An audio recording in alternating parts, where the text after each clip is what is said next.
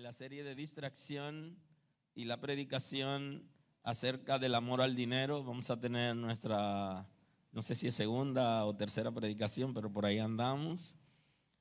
Y vamos a hablarles hoy, quiero compartir con ustedes acerca del valor del dinero. Y quiero tener una escritura en el libro de los Hechos. Hechos de los Apóstoles, capítulo 8.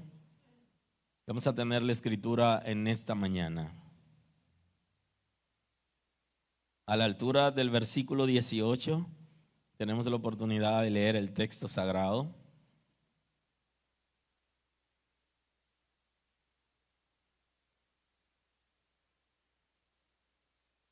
Así dice la escritura en el nombre de Cristo Jesús. Cuando vio Simón que por la imposición de las manos de los apóstoles se daba el Espíritu Santo, les ofreció dinero diciendo: dame también a mí este poder, para que cualquiera a quien yo impusiere las manos reciba el Espíritu Santo. Entonces Pedro le dijo: tu dinero perezca contigo, porque has pensado que el don de Dios se obtiene con dinero. No tienes tú parte ni suerte en este asunto, porque tu corazón no es recto delante de Dios. Arrepiéntete pues de esta tu maldad y ruega a Dios si quizás te sea perdonado el pensamiento de tu corazón, porque ni el de amargura y en prisión de maldad veo que estás. Respondiendo entonces Simón dijo: rogad vosotros por mí al Señor, para que nada de esto que habéis dicho venga sobre mí. Muy amable, pueden sentarse. Vamos a adentrarnos hoy en la predicación acerca del valor del dinero. ¿Cuánto vale tu dinero? En este tiempo yo sé que la gente está pensando en que el dinero ya no vale igual que antes. Y algunos que tienen dinero en efectivo depositado están pensando que al ritmo que va la tasa del dólar, el dinero se le va a ir devaluando. Y otros que tienen temores de que se vaya a generar dinero inorgánico y que le devalúen lo que tiene. Ahora, ¿cuánto vale tu dinero? Todo eso está pensando la gente, el que sabe del dinero. Nosotros que no sabemos de eso, no tenemos ninguna preocupación. Pero los que saben de ese asunto del dinero tienen grandes preocupaciones, porque no hay manera de que ellos puedan detener algunas cosas que están pasando.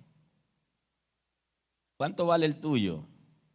Saben que no para todas las personas el dinero vale igual. 100 pesos para alguien puede ser algo sobremanera. Y dicen las personas que tienen menos recursos, que hay algunos que tienen muchos recursos que le dan más valor al dinero que ellos. Y lo que responden es: bueno, por eso tenemos, porque lo valoramos. Eso dice la gente que tiene, porque 100 pesos no lo valoran de la misma manera. Para compartir con alguien 100 pesos, eso es una cosa, una ceremonia. Y ni hablar de aquellos que todas las cosas las registran, que tiene que pasar por un proceso, una orden, un registro, y todo eso. Esas son dinámicas que existen. Ahora, no todas las personas valoran el dinero de la misma manera, y cada quien tiene su razón para hacerlo. Ahora, ¿cuánto vale el dinero realmente? Si observamos el concepto del valor del dinero, tendríamos que verlo a partir de lo que antes se establecía en los bancos centrales de las naciones, que era mediante los metales preciosos, oro, y ya ustedes saben por ahí la dinámica. Hoy ya la relación se hace con monedas fuertes, lo que se conocen como las monedas fuertes en el mundo, que ya tiene que ver con libras esterlinas, ¿verdad? Y de ahí para allá, euro, dólares, yen y otras monedas fuertes del mundo. Entonces el dinero, por eso el valor del dinero es local. Y tienen que verlo de dos maneras. Es local en términos de la tierra, porque no trasciende en el cielo, no se puede comprar nada aunque la gente está vendiendo hasta los milagros hoy, pero eso no es real. Por eso soy de los que creen que la iglesia necesita una nueva reforma, porque hemos caído, y qué bueno que estamos también en el mes de la reforma protestante, porque hemos retrocedido, y de las 95 tesis que Martín Lutero presentó en una congregación en Alemania, posiblemente ya la iglesia que nació a partir de ese movimiento esté violando algunos de sus planteamientos. Y podemos estar seguros que hay muchísimos, o sea que necesitamos, sería una contrarreforma para poder volver a las Sagradas Escrituras y tener una vida conforme al diseño de Dios. Y eso todo por la situación de convulsiones que vive el mundo. Ahora, el dinero no sirve para lo eterno, aunque puede afectarlo, y eso lo veremos al final de la predicación de hoy, puede afectar lo eterno, pero no sirve para comprar lo eterno ni nada de valor. Aunque yo sé que mucha gente está pensando acerca de que el dinero no compra la felicidad, pero sí la financia. Eso lo veremos en una predicación de esta que se llama La filosofía del dinero. Ahí vamos a hablar de cómo piensa la gente acerca del dinero.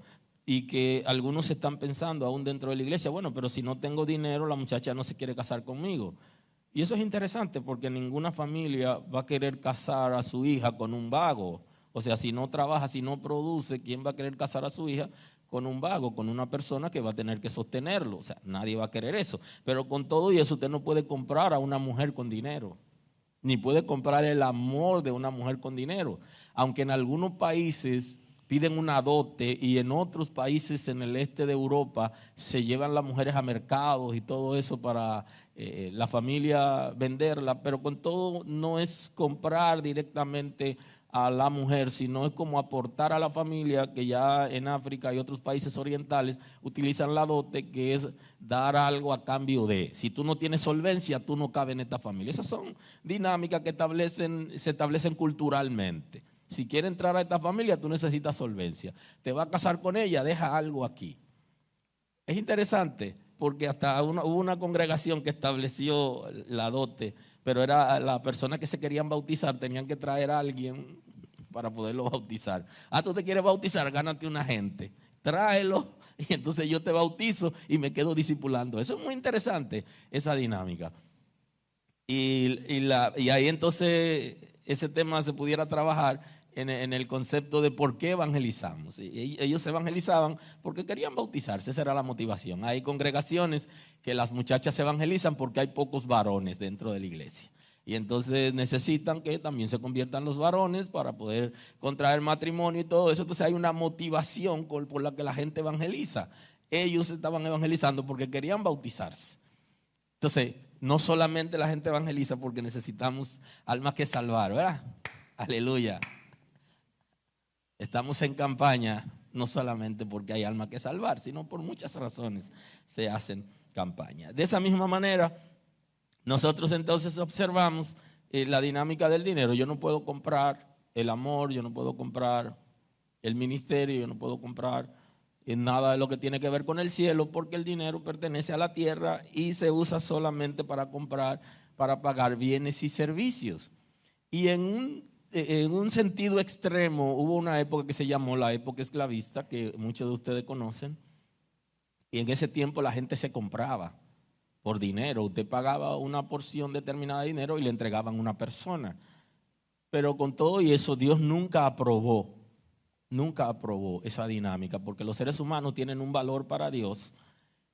Y si Cristo no nos hubiera valorado en la dimensión apropiada, no derrama su sangre por nuestros pecados. Y nadie puede pagar un precio en la tierra por la salvación, porque nadie puede recompensar a Cristo, ni la vida de ningún ser humano, menos la de un cordero sin mancha y sin arruga. O sea que al final, aunque en la iglesia habla mucho de dinero y la escritura también habla mucho de dinero, el dinero tiene un orden.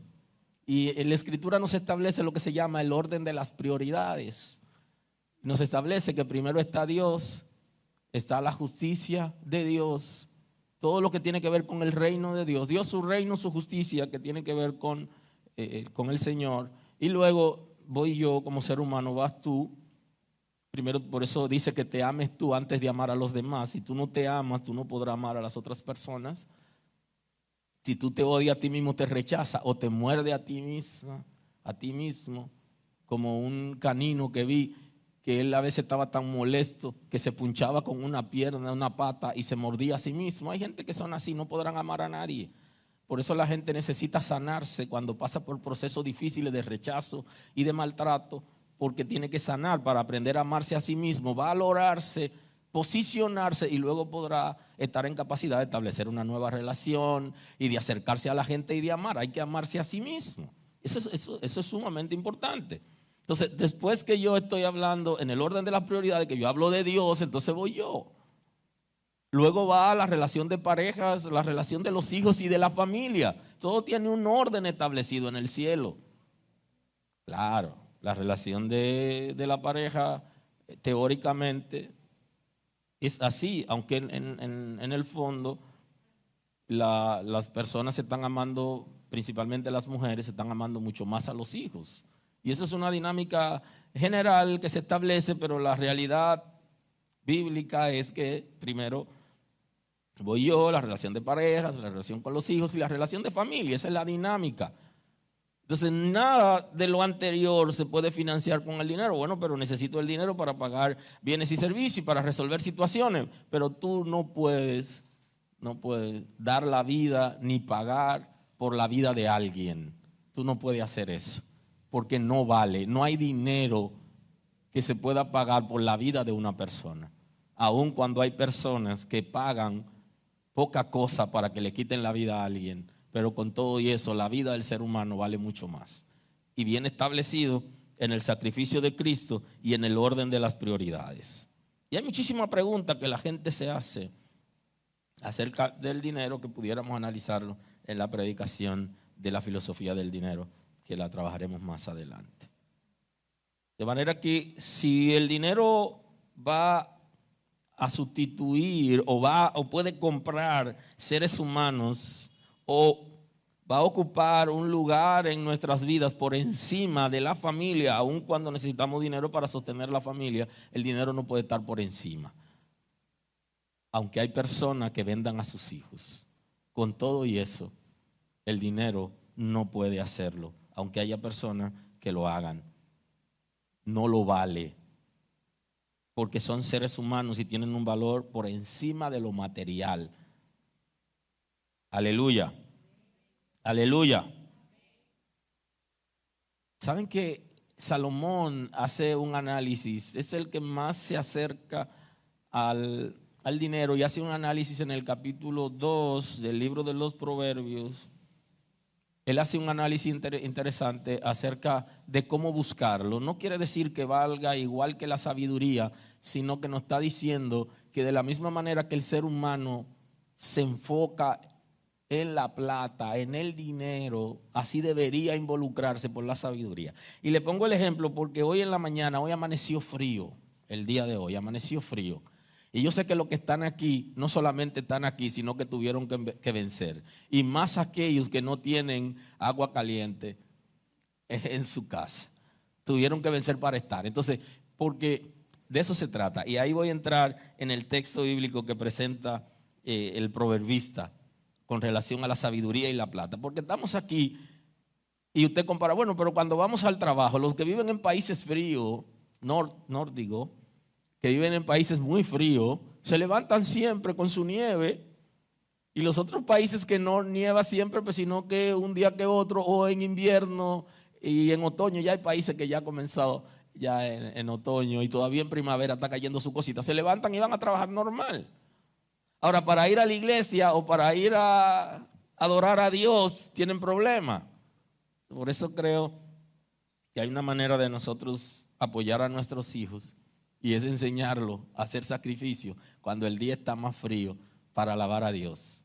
No, para que no lo vean como castigo, sino que lo vean como un sacrificio. Y eso es lo que está presentando el proverbista. Si lo tienen conmigo, es mucho más interesante en el capítulo 2. Hijo mío, si recibiereis mis palabras y mis mandamientos guardares dentro de ti, haciendo estar atento tu oído a la sabiduría, si inclinares tu corazón a la prudencia, si clamares a la inteligencia y a la prudencia diere tu voz, si como a la plata la buscares y la escudriñares como a tesoros. Aleluya. Esa es la comparación más cercana que hace el texto bíblico. Que nosotros de la misma manera que buscamos la plata, busquemos la sabiduría. Pero no está diciendo que se puede comprar, sino que de la misma manera, así como nos levantamos temprano para ir al trabajo, ay, que el sueño me agarró el domingo y qué sé yo qué cosa. El texto está diciendo, tienes que esforzarte. De la misma manera que te preocupa por buscar la plata, busca la sabiduría, busca el conocimiento de Dios. Y ese diseño es el diseño de Dios y de la palabra, que tú te involucres con el mismo ímpetu, con la misma inquietud. Ay, Dios mío, no puedo llegar tarde al trabajo, pero a la iglesia puedo llegar a cualquier hora. O sea, eso es lo que el texto está trayendo. Por eso yo creo que la iglesia debe pasar por un proceso no solamente de reforma, sino también de arrepentimiento, para poder hacer compromiso con Dios, con las cosas sagradas, como tomar esto en serio, porque esa es la dinámica. Y así veremos cosas maravillosas. Le escudriñaré como a tesoro, entonces entenderás. Oiga, cuando usted haga eso, eso es lo más cercano que compara, que usted de la misma manera que el ser humano, eso es viejo, que el ser humano tiene interés en levantarse de madrugada para vender productos y hacer bienes materiales. De esa manera, entonces usted entenderá el temor de Jehová y hallarás el conocimiento de Dios. Mientras nosotros lo estemos tomando de manera ligera, no, esa es la comparación. De la misma manera que tú te preocupas por conseguir dinero, que cuando la esposa le dice al esposo, mira, no hay tal cosa en la casa, y el hombre en la noche está pensando, ¿cómo yo voy a resolver eso mañana? Y entonces sale a resolverlo de la misma manera que vamos al trabajo, que vendemos productos. De esa misma manera deberíamos buscar el conocimiento de Dios. El dinero no debe sobredimensionarse. Y yo creo que aquí es donde la iglesia como cuerpo de Cristo le ha fallado al Señor. En que muchos creyentes están sobredimensionando el dinero. Eso no quiere decir que nosotros lo vayamos a menospreciar y que no lo tratemos como debe ser, pero no se debe sobredimensionar. Yo no puedo estar apegado tanto al dinero y que todo lo que yo piense sea el efectivo y que esté por encima de todas las cosas. Porque nos desenfoca del propósito eterno. O sea, cuando nosotros sobredimensionamos el dinero, nos desenfoca del propósito eterno que el Señor tiene con nosotros. Y no deberíamos nunca sobredimensionarlo. Y creo que esa es la razón por la que algunas personas venden los milagros y le están diciendo a la gente que para ser salvo tienen que aportar dinero. Yo creo que es justamente eso, porque lo han sobredimensionado. Y el dinero tiene que estar en el lugar que le corresponde. No por debajo, ni sobredimensionarlo. Y en el antiguo pacto, yo quiero compartir un texto muy conocido por ustedes, que está en el segundo libro de Reyes, el capítulo 5, que es muy conocido. Quiero compartirlo con ustedes. Se trata de un milagro que ocurre con el profeta Eliseo. Hace un milagro a un general y Giesi entra en el negocio. Y quiero compartirlo a partir del 5:20. Dice el texto en el nombre de Jesús, dice: entonces Giesi, criado de Eliseo, el varón de Dios, dijo entre sí: he aquí mi señor estorbó este sirio Naamán, no tomando de su mano las cosas que había traído. Giesi sabía que se había establecido en Israel que todo el que iba a ver un profeta debía llevarle algo, no ir con la mano vacía. Eso es lo que está establecido. Entonces Giesi sabía eso. Y por eso él está utilizando el término de estorbar. Y me llama la atención porque yo viví una experiencia con unos compañeros de ministerio y amigos. Me dijeron a mí que yo estorbaba la bendición porque la manera de yo hablar del dinero no era la correcta. y que la gente no lo bendecía a ellos porque yo no le decía a la gente las cosas como deben ser. O sea, para mucha gente yo no predico el asunto del dinero como debe ser, pero yo lo estoy haciendo de manera bíblica. Aleluya. Y ese es el concepto bíblico, y por eso el dinero no tenía el valor para mí el mismo que para ellos. Ahí cabe. Entonces ellos sentían que no era correcta la manera. Y creo que eso pasó con Giesi. Giesi tuvo esa gran experiencia. Entonces Giesi dice: he aquí mi señor estorbó este sirio Naamán, no tomando de su mano las cosas que había traído. Quiero decirles que en ese momento había una crisis. En la escuela de profeta no había para comer el día que Naamán recibió el milagro. Esos días buscaban calabaza silvestre para comer, y un día se encontraron con una calabaza venenosa. Y hubo que hacer un milagro para que no se murieran los profetas que estaban en la escuela de profetas. Y Giesi está alegando algo que es conforme a su derecho. Pero aquí hay un misterio que no necesariamente Giesi tiene razón. Giesi se entiende que en un momento de crisis, ¿cómo es que van a rechazar? Y eso pudiera pasar, que el día que ustedes estén sin alimentos en la casa, y para utilizar un término muy dominicano, cuando el rancho esté ardiendo por alguna necesidad económica, ese día usted sale a la calle y le hacen una propuesta indecente. Porque Satanás sabe exactamente qué es lo que tú necesitas y te va a tentar con lo que tú necesitas. Entonces, Giesi entiende que el profeta esté estorbando porque hay un principio que se ha establecido, y el Naamán lo hizo bien porque llevó el dinero. Ahora, Naamán era gentil, y eso es importante. Y los hijos de Dios, para hacer negocios con inconversos, tienen que antes saber la fuente del ingreso de los inconversos. Igualmente que la iglesia, antes de recibirle dinero a inconversos, inclusive a algunos conversos, algunos que están en la iglesia antes de recibirle dinero debería saber dónde reciben ese dinero, cuál es la fuente de donde reciben el dinero, para que la iglesia no vaya a llevar la maldición que cae sobre aquellos que están haciendo malos negocios.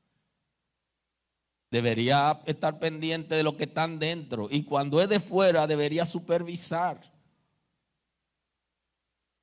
Y me pasó recientemente que una hermana me dijo que le vendiera un solar, y entonces la persona que me llamó, apareció una imagen en el WhatsApp, y la imagen, por simple intuición, me dijo a mí que yo no puedo hacer negocio, y yo solté eso. Ese solar no es mío tampoco, pero yo no me voy a meter en lío. Hay una imagen que usted se da cuenta. Yo no sé cómo que alguna gente tan ciego con familiares, que se le ve que son como extraños y que están haciendo cosas raras y le están recibiendo dinero, y saben, sospechan, se ve.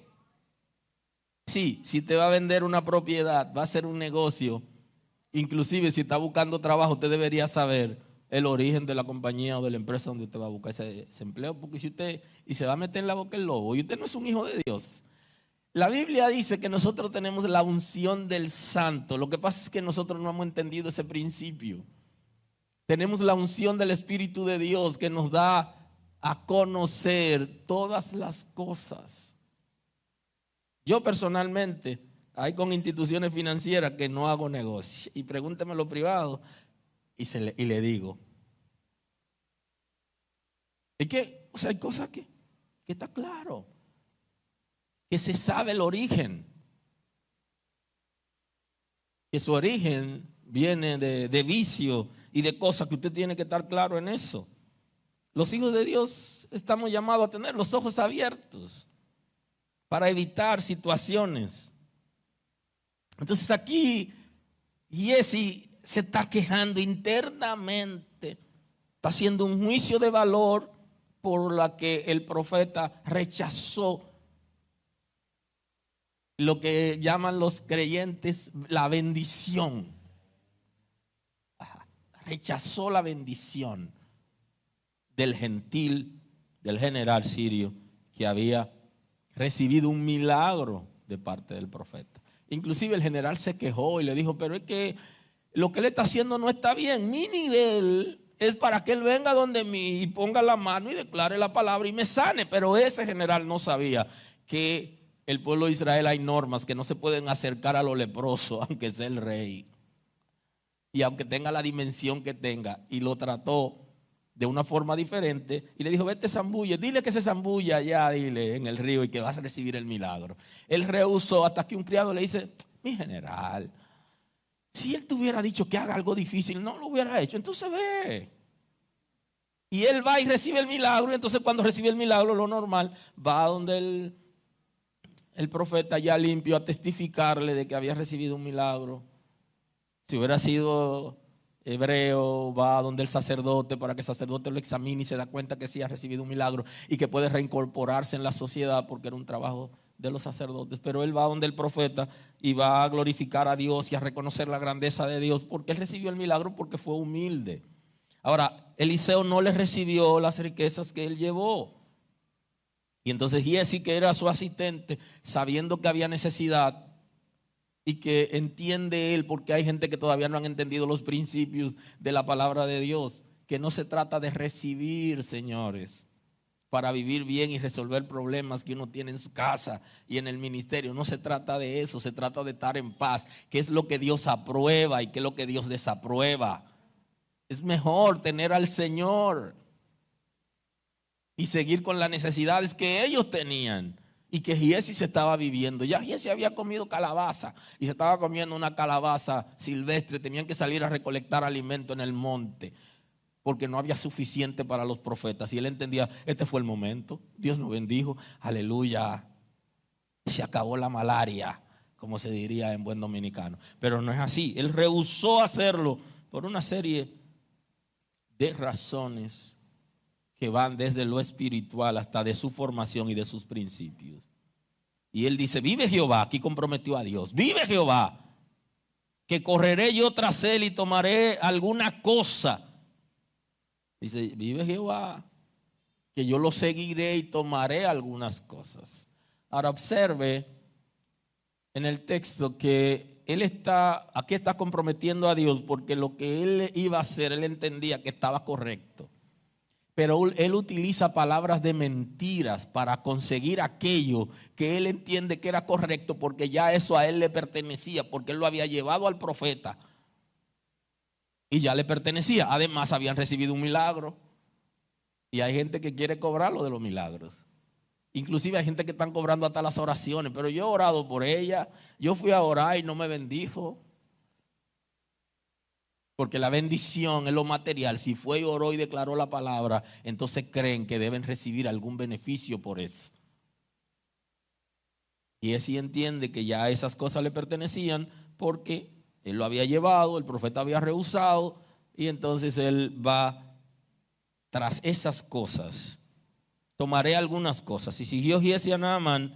Cuando vio Naamán que venía corriendo tras él, se bajó del carro y el general lo conoce y sabe que es el criado del profeta. Se baja del carro para recibirle y dijo, ¿va todo bien? Él dijo, bien. Mi señor me envió a decirte, he aquí vinieron a mí esta hora del monte de Efraín 2 jóvenes de los hijos de los profetas. Dice, de la escuela de profetas que está en el monte de Efraín, de la escuela, vinieron a buscar. O sea, hay una relación estrecha porque había necesidad, pero él está mintiendo y lo que está pidiendo no es para llevarlo a la escuela de profeta para que se sostengan o para compartirlo con los que están en la escuela de profeta. No, es para asunto personal. Eso es como el lingote de oro que escondió un israelita que generó la derrota del pueblo de Dios en la guerra, porque metieron al diablo en el negocio y él sabe cobrar caro. El anatema, el lingote de oro y el manto babilónico. ¿Por qué? Porque ese manto babilónico y ese lingote de oro tuvo un valor más allá, porque tuvo el valor de vidas que se perdieron en medio de la guerra. Él valoró más, Acán valoró más el lingote de oro y el manto babilónico que la vida de los soldados en la guerra. Y eso generó una crisis hasta depresiva, si se quiere, en Josué, que se apagó y estuvo en una crisis y todo porque no entendía cómo Dios lo había llevado a la guerra y peleando en su nombre y que se han derrotado. Él no entendía eso hasta que Dios le habla, lo manda a levantarse y a resolver el problema, porque alguien había metido a Satanás en el negocio y Satanás le cobró como partida a algunos soldados. Y creo que hay gente que no ha entendido la escritura todavía y por eso no saben el valor que tiene el dinero y lo están sobredimensionando por encima del valor que debería tener. Entonces va a donde Naamán, le dice una mentira para convencerlo y él no tenía que hablar mentira para que el general le entregara todo si quería, porque eso ya había sido destinado para ellos. Él solo tenía que decir: vine a buscar lo que usted trajo para dejarnos. Eso era suficiente y él se lo iba a entregar. Por eso se apea del carro y va donde el asistente del profeta y le dice: todo va bien, pero el pecado trae mentira. Y yo he estado analizando en estos días gente que son brillantes, pero usan esas cosas para hacer maldad, para hacer daño. Y no usan eso para beneficio de ellos y de los demás en términos de ciencia, de conocimiento y de cosa buena. Hacen cosas extraordinarias, pero para maldad, para truquear cosas, para engañar y para hacer fraude. Y eso lo pudieran utilizar, ese conocimiento, para el bien. Aleluya. Y ese vivió esa gran experiencia y va y recibe todo aquello. Te ruego que tome 2. Pidió uno y dice: no, llévate 2. Y él insistió y ató 2 talentos de plata en 2 bolsas y 2 vestidos nuevos. Y lo puso todo a cuesta de 2 de sus criados para que lo llevasen a él. Vayan con él y llévenselo. Mira a ver si quiere algo más. Todavía hay más y todo eso es para ustedes. Ha sido ya dedicado para ustedes. Así que llegó a un lugar secreto. Él y lo tomó de la mano de ellos y lo guardó en la casa. Luego mandó a los hombres que se fuesen. Váyanse, gracias. Váyanse. Y entró y se puso delante de su señor. Y Eliseo le dijo: ¿de dónde vienes, Giesi? Y él dijo: tu siervo no ha ido a ninguna parte. Yo he estado aquí resolviendo la cosa que tú me encargaste. Señor, el pecado va a desencadenar una serie de pecados. Una mentira para conseguir desencadena una serie de mentiras.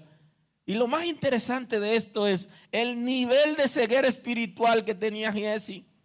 Giesi sabía que el profeta Eliseo era un hombre fino y que el profeta Eliseo tenía un oído agudo que escuchaba. En otras naciones se decían cosas y él lo escuchaba, y Giesi lo sabía, pero su ceguera espiritual era tan grande que no creía que el profeta Eliseo sabía lo que él estaba haciendo.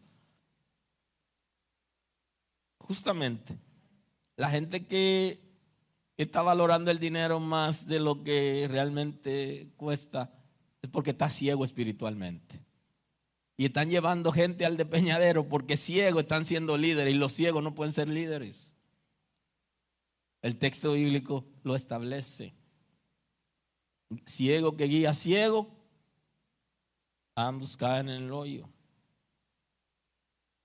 Entonces estaba ciego espiritualmente, no entendía. Y hay gente que no entiende lo que ve, lo que escucha. Y por años están viendo cosas y aparentemente lo saben y hasta le hablan a la gente de eso, pero ellos no lo creen. Y así hay gente que tiene relaciones con Dios, que le predican a la gente cosas y ellos no creen eso. Por eso creo que esta pandemia nos ha desafiado, para que si es verdad lo que predicamos, que lo creamos, que Dios es poderoso y que no nos desampara. Y hay una pregunta que le dice: ¿es tiempo de tomar plata y tomar vestido, olivares, viñas, ovejas, bueyes, siervos, siervas? ¿Es tiempo de tomar cosas a la brava? En estos días diría: vean acá, pues tú no estás esperando a Cristo, ¿y qué? Y te va a llevar el asunto. Cuando suene la trompeta, no va a tener que... Es tiempo de eso. Lo confronta. Y esto es sumamente importante: la confrontación. Lo confronta. Es tiempo de estar apegado a cosas materiales y de estar escarbando y haciendo malos negocios y malas inversiones y metiéndose en rojo. ¿Es tiempo de eso? Y entonces le dice: por tanto, la lepra de Naamán se te pegará a ti y a tu descendencia para siempre. Y salió de delante de la presencia, de delante de él leproso, blanco como la nieve. Le dijo: mira, el dinero que tú recibiste, esas posesiones, estaban contaminados con lepras, y entonces esa lepra se te va a pasar a ti. Lo que la gente no ha entendido, que la gente, por tener fuente de ingreso ilícita, están comprometiendo sus hijos, la salud de sus hijos, su descendencia. ¿Para qué querer dejarle un demonio a los hijos que lo controle y lo destruya? ¿Para qué? Enséñelo a trabajar para que sean productivos y dele lo que usted tiene, lo que está al alcance suyo. Y déjele una buena herencia, una formación en la palabra, conocimiento de Dios, fidelidad al Señor. Entonces, y él sí tuvo una situación, lo que le dejó a su familia de ahí en adelante, según la palabra del profeta, fue lepra. Ahora tiene dinero, pero tiene lepra. Tiene traje costoso, pero tiene lepra. Y usted sabe todo lo que simboliza la lepra en las Sagradas Escrituras, que no es nuestro tema de hoy, pero es símbolo del pecado, y no quiere decir que porque una gente tenga lepra sea pecador. La lepra es una enfermedad que la tienen los seres humanos. Claro, ya es mínimo ahora y ya hay antídoto para la lepra y todo eso. Desde que era niño escuché que decían que si tiene una mancha en tu piel que no siente ni calor, ni dolor, ni frío, dice, puede ser lepra. Desde niño estoy escuchando eso. Y ya hay antídoto para la lepra. Ahora. Giesi se llevó una maldición por llevarse un dinero comprometido, porque él sobredimensionó el dinero más allá de lo correcto. No se le puede recibir dinero a todo el mundo. No, señores, no todo lo que a usted le están dando es bueno. ¿Quién ha dicho que es bueno? Hay dinero comprometido y que sale caro espiritualmente a la gente. Si llega alguien a la iglesia que estuvo involucrado en algún negocio, inclusive si llega un brujo a la iglesia y se convierte, la gente comienza a rodearlo y a recibir. Pero ¿y de dónde fue que recibió? Lo que tiene, ¿dónde lo recibió? ¿De dónde? Igual que si llega un narco o alguien que ha lavado dinero, la gente lo rodea sin saber cuál es el origen del dinero de esa persona. Porque lo que están pensando es en lo que pueden recibir. En el texto original del principio, en el libro de los Hechos, nosotros tenemos un caso muy interesante. Muy interesante. Que se da en la iglesia ya del Nuevo Pacto, en el Nuevo Testamento. En el fuego de la iglesia primitiva que describe los hechos de los apóstoles. En esa dinámica extraordinaria se da un caso. Se dieron varios casos, pero este es un caso que llama la atención. En el capítulo 8. El texto dice que Simón cuando vio Simón por la imposición de las manos de los apóstoles, se daba el Espíritu Santo, le ofreció dinero diciendo, dame también a mí este poder. Ahora, ¿quién era ese Simón? Según el texto bíblico. Dice en el mismo capítulo, en los versículos anteriores, en el versículo 9 dice, describe quién era ese Simón. ¿Quién era? Pero había un hombre llamado Simón que antes ejercía la magia en aquella ciudad. Era un mago. Y la magia en ese contexto es un hechicero. Es una persona que predice cosas y que hace promesas a la gente por el pago de dinero para hacerle milagros y cosas. Pero había un hombre llamado Simón que antes ejercía la magia en aquella ciudad y había engañado a la gente de Samaria, haciéndose pasar por algún grande. O sea que él no solamente hacía magia, sino que vendía su personalidad como si él fuera un grande. Asocia ese grande ahí con un Dios. Hay un error que la gente dice, ese es un ángel caído del cielo. Bueno, ese término bíblicamente no debería usted decirlo. Decir, no, que fulana se consiguió un muchacho que es un ángel caído del cielo. Nunca utilice caído del cielo, porque lo que cayeron del cielo fue lo que fracasaron. O sea, no haga eso. Y entonces él se creía un grande. Así que cuando viene a ver, se creía un ángel que cayó del cielo. Se creía un grande, un poderoso, un Dios, una divinidad. Y haciéndose pasar por algún grande. A este oían atentamente todos. Era el líder de esa ciudad de Samaria. Y desde el más pequeño hasta el más grande, diciendo, este es el gran poder de Dios. O sea que lo que él hacía lo asociaban con Dios, con un Dios, con alguna divinidad. Tenía poder, y de lo pequeño, lo grande, todas las familias, todos en esa comunidad sabían que de alguna manera había alguna luz en esa persona. Pero ya los que conocemos la palabra sabemos que estaba guiado por espíritu de maldad, que son los que hacen ese trabajo. Y les estaban atentos porque con sus artes mágicas le había engañado mucho tiempo. Pero cuando creyeron a Felipe, que anunciaba el evangelio del reino de Dios, y en el nombre de Jesucristo se bautizaban hombres y mujeres. Entonces llegó Felipe predicando, evangelizó la comunidad y hubo problema, porque le quitaron al hombre la fuente de ingreso.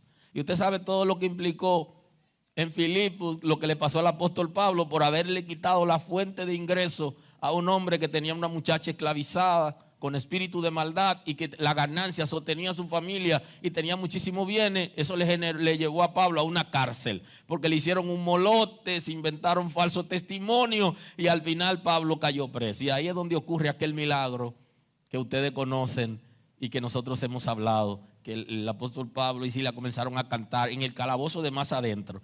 El calabozo de más adentro era donde se tiraban los desechos de los otros presos.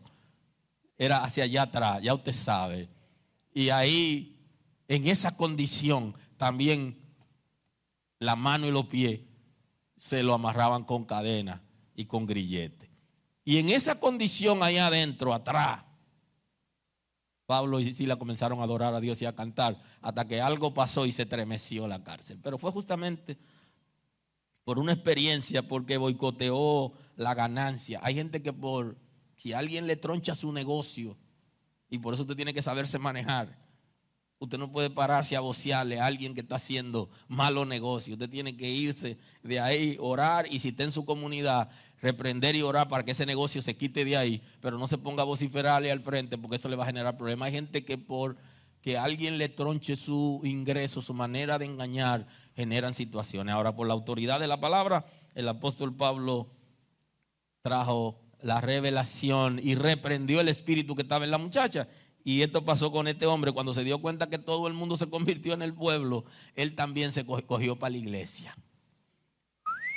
Y los espíritus se aquietan en mucha gente que viene a la iglesia. Hay gente que son libres, pero hay gente que no son libres. Porque el que no se arrepiente con la motivación apropiada no es libre, sino los espíritus se aquietan porque están en la iglesia y están controlados, pero ellos no son libres. Si no, pregúntele a la bruja de Endor, la divina de Endor, que cuando vino la ley del rey, ella dejó de hacer la actividad, pero ella seguía creyendo en eso. Y cuando el rey la necesitó, ¿qué fue? Fue certera en la adivinación y consultó a los espíritus de los muertos, aun cuando estaba prohibido, porque lo que se prohíbe y la gente lo acepta como ley, no quiere decir que la gente sea obediente a Dios. Y hay gente que están en la iglesia que han dejado de hacer sus actividades ilícitas, pero no se han arrepentido. Y esos espíritus están aquietados, pero están ahí. Ahora hay gente que se ha arrepentido de corazón. Su espíritu ha sido liberado y regenerado. Y han sido sanados espiritual, emocionalmente. Aleluya. Y esa es otra cosa diferente. Ahora este hombre, como todo el pueblo se involucró, él también se involucró en la iglesia. Cuando creyeron a Felipe, que anunciaba el evangelio del reino de Dios, y en el nombre de Jesucristo se bautizaron hombres y mujeres, también creyó Simón mismo, y habiéndose bautizado, estaba siempre con Felipe, viendo las señales y grandes milagros que hacía. Estaba atónito, él estaba con los ojos así, sorprendido, viendo todo lo que hacía Felipe, y no se le quitaba del lado. Mientras Felipe ponía la mano, había milagros, él estaba ahí al lado de Felipe, viendo todo eso, con los ojos brillosos, sorprendido de lo que estaba pasando allí. Pero eso no quiere decir que él se haya arrepentido. Por eso le llamó la atención para él cambiar lo que hacía antes y hacerlo ahora conforme lo hacen en la iglesia. Dato interesante, ¿eh? Mucha gente que tenían espíritu de adivinación vienen a la iglesia y ahora lo han bautizado como profeta, pero siguen siendo adivinos, siguen siendo espiritistas y son certeros en adivinaciones. Lo que pasa es que ellos se bautizaron y bautizaron el espíritu con ellos, el espíritu que trajeron, pero ellos no se han arrepentido, no han sido transformados y ahora todo el mundo le llama profeta. Busque el origen y busque su vida. Y eso era lo que hacía Jezabel, que se registra en Apocalipsis. Eso era lo que hacía. Ella antes era eso. Y cuando llegó a la iglesia se estableció y ya era una líder ahora en la iglesia. Y estaba carcomiendo por debajo los principios, porque estaba guiando a la gente a espíritu de maldad con posesión espiritual extraña. Lo que algunos están llamando fuego extraño. Y ella no se arrepintió. Entonces este hombre tampoco se arrepiente. Cuando vio Simón que por la imposición de las manos de los apóstoles se daba el Espíritu Santo, le ofreció dinero diciendo: dame también a mí este poder para que cualquiera que yo impusiese en las manos reciba el Espíritu Santo. Dato interesante. Dame ese poder a mí. Yo te voy a pagar para que tú me lo des a mí ese poder. Le dice, oiga, ¿quién? A Pedro. Porque si se lo dice a otro, quizá le dice, pero mi hijo, ¿qué es lo que tú me estás diciendo? A Pedro. Un hombre que tenía unos reflejos y que chipeaba de lejos, que le había cantado una sentencia a Ananías. Le había cantado una sentencia y le dijo: te mueres ahora, Ananías. Ay, Dios mío, en plena iglesia, en el nuevo pacto, le dijo: no me ha mentido a mí, sino al Espíritu Santo, tienes que morirte ahora. Increíble, señores. Ese era Pedro. Unos reflejos y un discernimiento cortante. Y cuando llega la esposa, Zafira, él mismo le sale de una vez al encuentro y dice: cuéntame, ¿qué tal? ¿Cómo te fue? ¿En cuánto vendieron la heredad? En tanto. Dice: pero tú sí eres una mujer. Entonces le dice: oye, mira para atrás, ¿tú ves esos muchachos? Vienen de enterrar a tu esposo, te llevarán a ti. Miren, dichoso ese hombre que no le dijo: muérete por lo que me estás ofreciendo. Dichoso ese hombre. Fue más suave con este. Fue más suave con el inconverso que con el converso. Fíjese. Tuvo dicha. Lo trató suave y mire qué manera. ¿Qué es lo que tú me estás diciendo? Si hubiera sido uno de los predicadores contemporáneos, le dice, ¿cómo? Espérate, hablamos ahora. Ese es el número de cuenta, deposítalo y después ven. Pero Pedro estaba claro. Esa gente no sabe cuál es el origen del dinero. El origen del dinero de ese hombre, nadie lo sabía. Pero Pedro sí sabía. Porque hay gente que quieren comprarlo todo. Hay gente que creen que el dinero tiene un valor para comprarlo todo.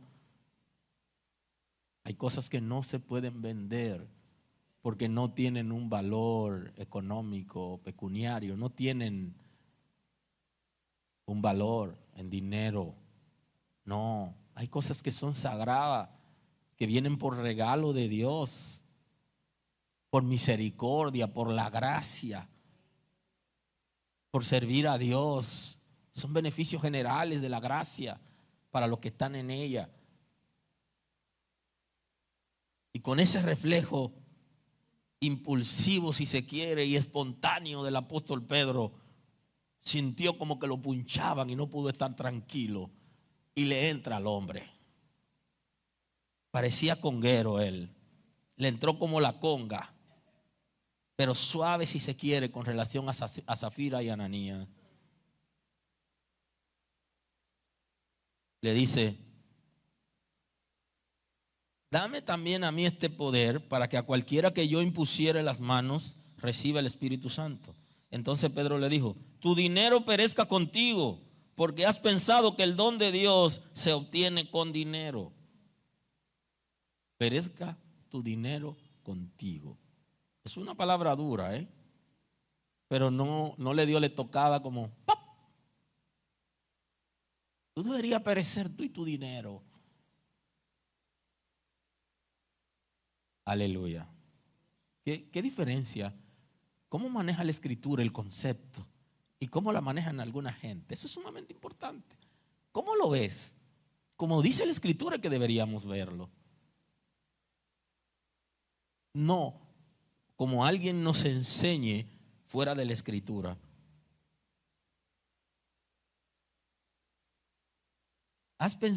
¿Por qué has pensado que el don de Dios se obtiene con dinero? Y creo que esta reforma debe venir en aquellos que han pensado que el don de Dios se obtiene por dinero. No se obtiene por dinero, ni la gracia, ni la salvación, ni los dones.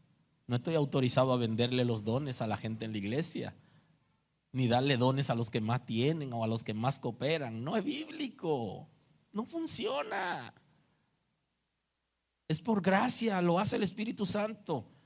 Ni las posiciones en la iglesia son para los que más tienen o más cooperan, no funciona. Esto es por gracia. Esto lo hace el Espíritu de Dios, lo hace el Señor, conforme a su diseño. Y los que no han llegado más lejos deberían estarle preguntando a Dios, ¿y por qué que yo no he avanzado más? Pregúnteselo y comience a empujar. Y estoy seguro que el Señor le va a revelar el por qué. Aleluya. Y allá en el terreno para que lo que está torcido se enderece y lo que no camina derecho no se salga. Y todo cambiará. Aleluya. Aleluya. Aleluya. No tienes tú parte ni suerte en este asunto, porque tu corazón no es recto delante de Dios. Le digo, oye, apártate de mí, que tú no tienes parte ni suerte en este asunto. Tú no eres parte de esta dinámica. No. Tú no eres parte de esta dinámica. Tu corazón no es recto para con Dios. Si tu corazón hubiera sido recto para con Dios, te arrepientes, te humillas, le pides al Señor que en su misericordia lo entregue. Y un dato interesante, él debió devolver ese dinero cuando llegó a la iglesia, porque ya ese dinero estaba comprometido con los demonios, porque él le servía a los demonios. y obtuvo ese dinero mediante hechicería, debió dejarlo, entregárselo a la gente. ¿Qué es lo que debe hacer todo el que llega a la iglesia con dinero que lo ha obtenido mediante informaciones, actividades ilícitas contra la ley de los hombres o de Dios? Debe devolverlo cuando llegue a la iglesia, dejarlo fuera. Eso es lo que debió hacer. Aleluya. Aleluya. Aleluya.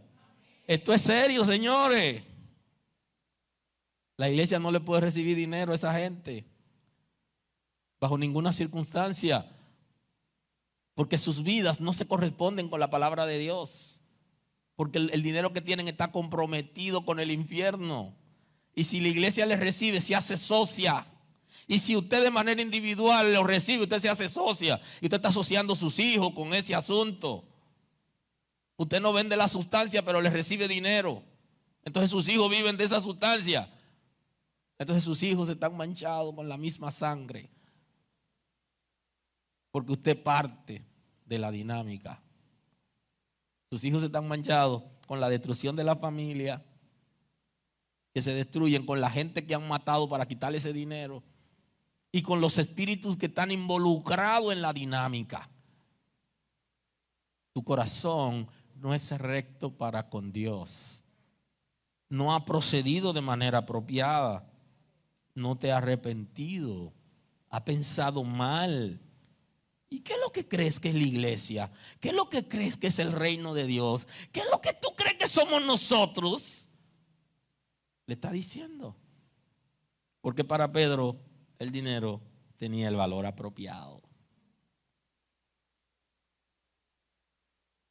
Y el dinero no podía comprarlo a él, ni podía comprar nada espiritual, porque no sirve para eso. Aleluya. Que se le da una palabra de esperanza. Arrepiéntete de esta tu maldad y ruega a Dios si quizá te sea perdonado el pensamiento de tu corazón. Y le dice, arrepiéntete. A ver, ni siquiera le dijo, ven, no. Oye, arrepiéntete. Y le dice, quizás Dios te perdone. Ni siquiera rogó por él.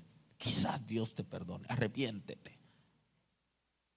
Pero él, en su atadura espiritual y en su ceguera, la palabra de Pedro lo atemorizó a tal punto que tuvo una actitud de arrepentimiento.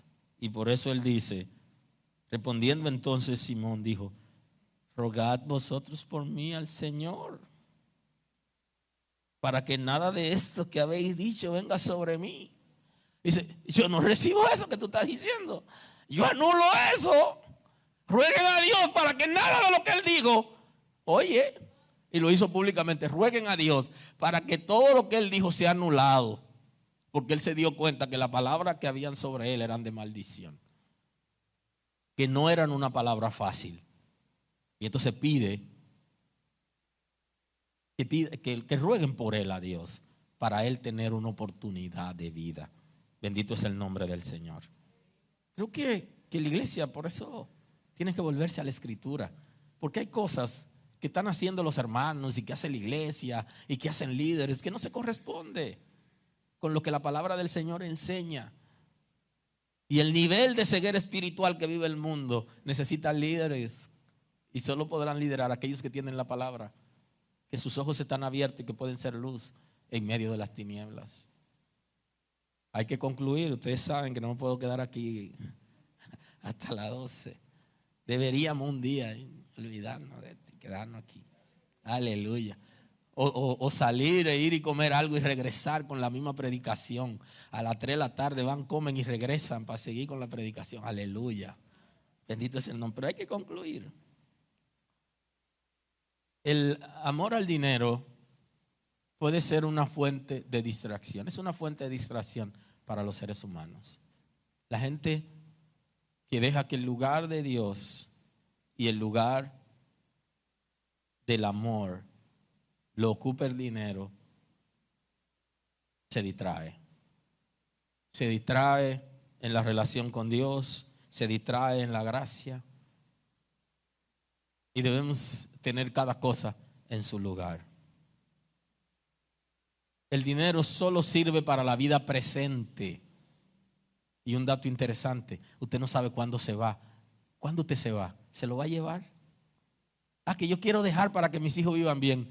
¿Y qué bien van a vivir si lo que usted le está dejando está comprometido con el mal? ¿Qué bien van a vivir? Déjele lo bueno para que vivan bien, pero no le deje lo malo, porque entonces no van a vivir bien como usted quiere. El dinero puede afectar la eternidad si la fuente de ingreso es contra los principios del reino de Dios. Si la fuente de ingreso que usted tiene, que tiene su familia, es contraria, no está sujeta a los principios del reino de Dios, le afecta la eternidad. No solo la suya, sino también la de su familia. Porque la relación con Dios requiere de santidad. Y la santidad también involucra que nuestros ingresos sean santos y la manera de administrarlo.